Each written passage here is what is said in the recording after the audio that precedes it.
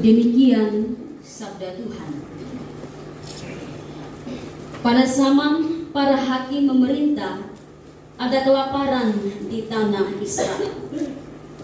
Lalu pergilah seorang dari Betlehem Yehuda beserta istrinya dan kedua anaknya laki-laki ke daerah Moab untuk menetap di sana sebagai orang asing.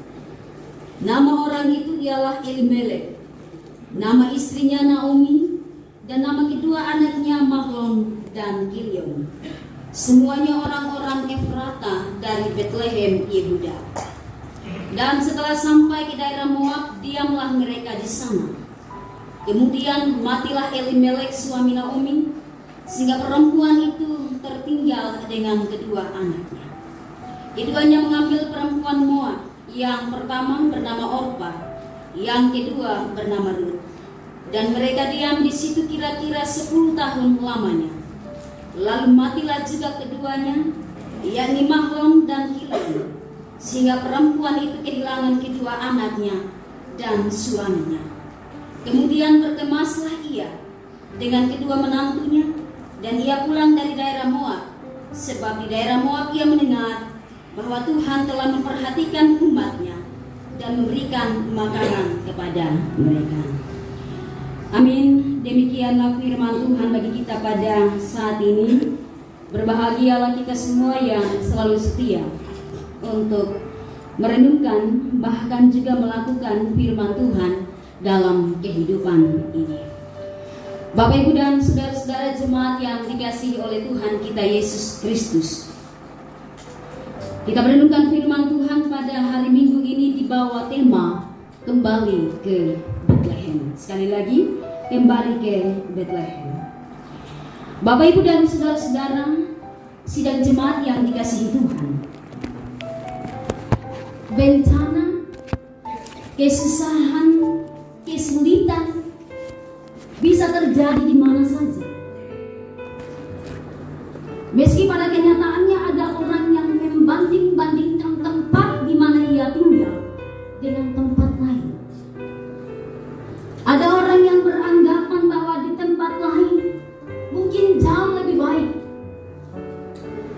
Misalnya saja berpikir, sepertinya di Bali ini hidup lebih asik, tidak sesusah yang ada di Sumba ini, lebih bahagia dan seterusnya. Padahal sesungguhnya dimanapun manusia berada, manusia pasti akan bertemu dengan tantangan. Sebagaimana yang kita baca dalam kitab Rut saat ini, pada zaman pemerintahan hakim-hakim terjadi sebuah bencana, yaitu bencana kelaparan. Kala itu umat Israel sudah menempati tanah perjanjian, tanah yang berlimpah susu dan madu. Namun meski demikian, mereka tetap mengalami bencana kelaparan. Itu artinya bahwa bencana itu tidak pilih kasih.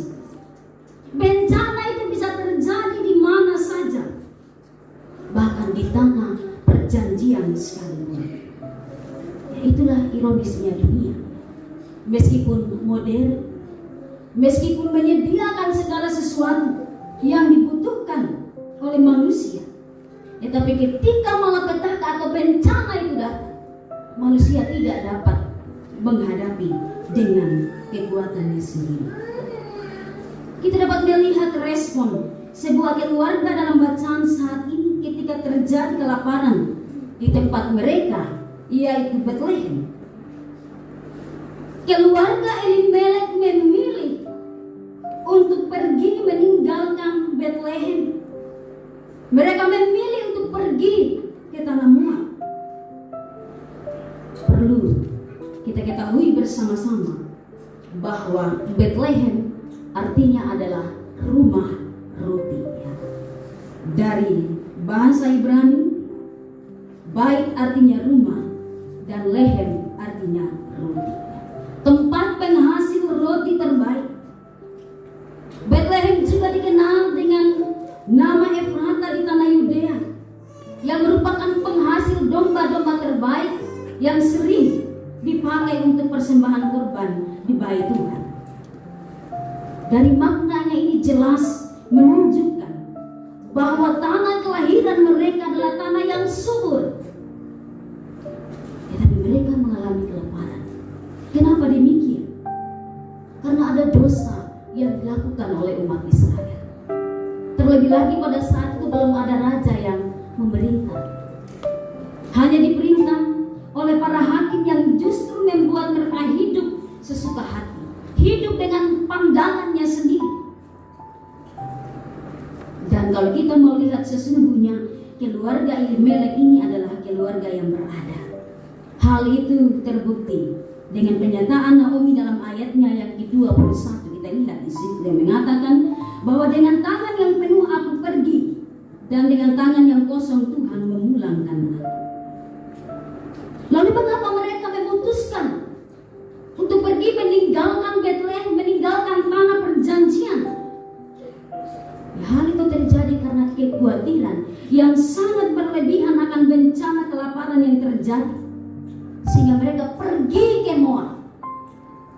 Bapak, Ibu, dan saudara sekalian, Moab adalah salah satu tanah yang mendapat kutukan dari Tuhan. Kalau kita baca dalam Kejadian pasal 19 ayat 31 sampai 37, di sana dikisahkan bahwa dua anak perempuan Lot memberi minum anggur ayam mereka Lot. Kemudian mereka tidur dengan ayam mereka, dan lahirlah Moab yang menjadi nenek moyang orang Moab, dan yang kedua adalah Ben-Amin yang menjadi nenek moyang orang Ammon. Dan orang-orang Moab ini adalah orang-orang yang dikutuk oleh Tuhan karena mereka tidak memberikan bangsa Israel makan saat mereka melintas tanah Moab dari Mesir menuju tanah Kanaan. Sehingga mereka menjadi golongan orang-orang yang tidak boleh menjadi bagian dari jemaat Tuhan atau umat Tuhan. Bapak, Ibu, dan saudara sekalian, dengan pergi ke Moab, Elimelek dan keluarga berharap akan hidup lebih baik di sana. Tetapi nyatanya tidak.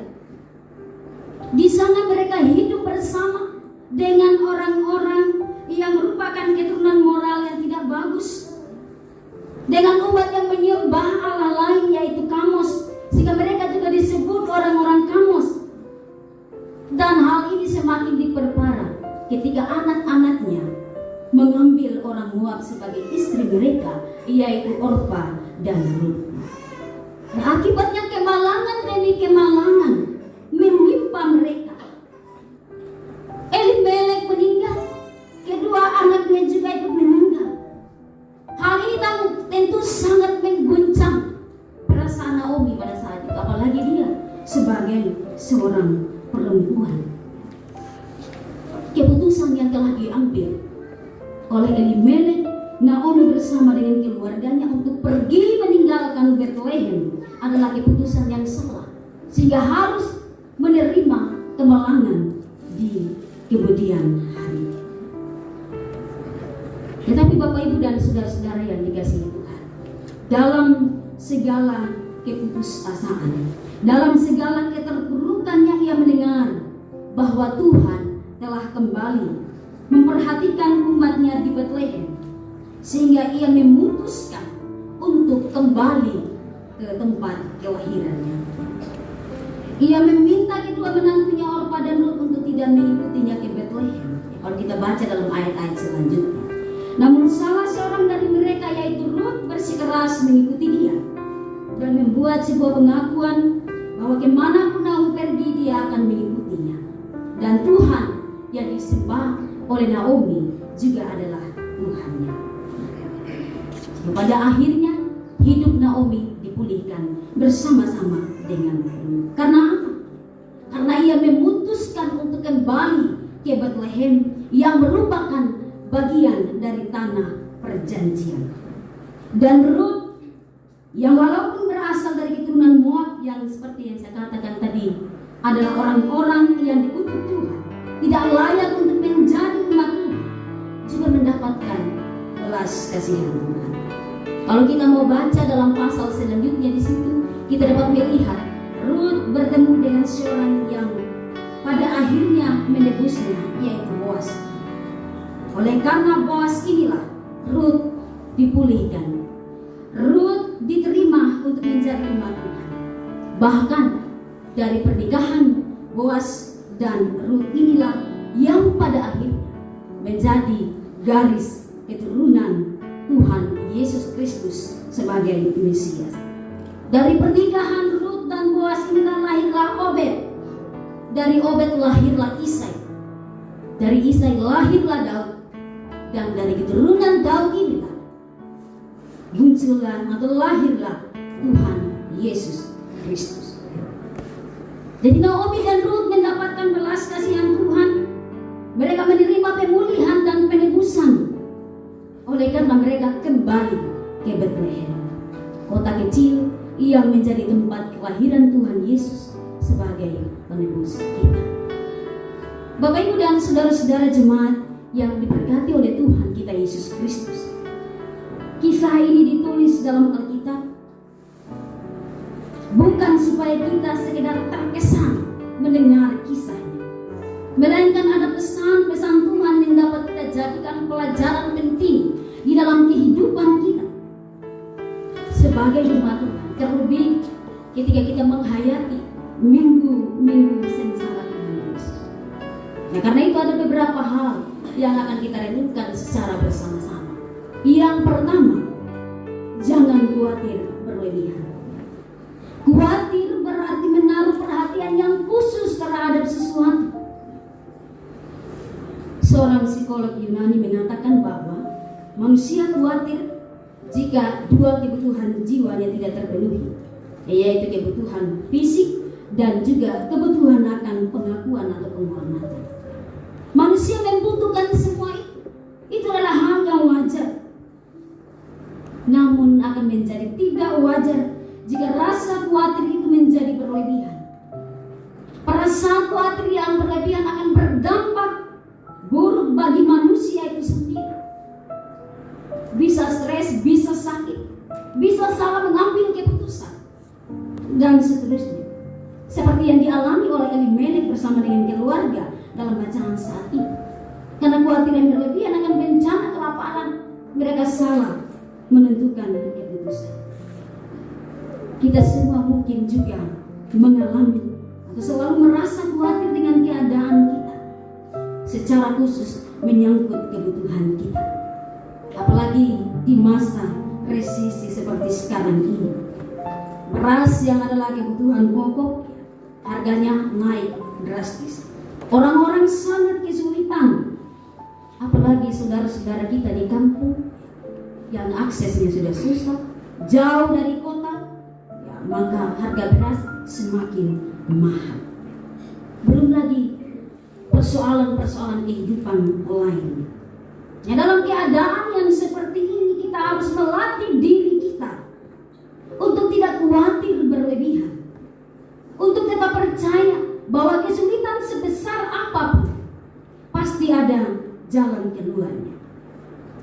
Namun kalau kita membiarkan diri kita, hidup kita dikuasai oleh rasa khawatir itu, dapat dipastikan bahwa kita akan lebih banyak berpikir negatif daripada berpikir positif. Dan tentu itu akan berdampak pada langkah selanjutnya yang akan kita ambil. Mengubah pikiran negatif ke pikiran yang positif bukan hal yang mudah. Ketika kita mendengar orang berkata jangan khawatir, bukan hal yang mudah untuk kita lakukan. Tidak semudah apa yang dikatakan oleh para motivator. Pikiran negatif itu datangnya dari mana? Datangnya dari kegelapan. Karena itu kita butuh terang. Kita butuh iman yang kuat. Kita harus menemukan kekuatan terang yang hanya ada di dalam Yesus Kristus. Akulah terang dunia. Datang kepada Tuhan Yesus sehingga kita dapat terlepas dari segala kekhawatiran yang ada. Bapak Ibu dan saudara-saudara jemaat yang dikasihi Tuhan, hal yang kedua adalah bijaklah dalam mengambil keputusan. Saya rasa kita semua sepakat bahwa setiap hari kita harus mengambil keputusan. Mulai dari kita bangun pagi, saya memutuskan untuk saya berdoa atau tidak. Dan aktivitas kita selanjutnya di sepanjang hari. Setiap keputusan akan membawa dampak bagi kehidupan kita. Keputusan yang tepat akan membawa kebaikan. Dan sebaliknya keputusan yang tidak tepat akan membawa ketidakbaikan untuk diri kita, bahkan juga mungkin untuk orang lain. Sama seperti yang dilakukan oleh Elimelek dalam bacaan saat ini. Yang sebenarnya nama Elimelek ini artinya Tuhan adalah Raja. Tetapi sikap Elimelek tidak seperti arti dari namanya. Dia mengambil keputusan yang salah, tidak mengandalkan Tuhan yang adalah Raja itu, sehingga mengakibatkan kemalangan bagi ia dan seisi rumahnya. Karena itu Bapak Ibu dan saudara-saudara sekalian, kita tidak boleh gegabah di dalam menentukan keputusan. Harus bijak, harus memikirkan konsekuensi yang terjadi. Misalnya hari Minggu saya memutuskan untuk di gereja atau tidak. Ketika saya mengalami begitu banyak berkat Tuhan, saya memutuskan untuk memberikan persembahan, perpuluhan kepada Tuhan atau tidak.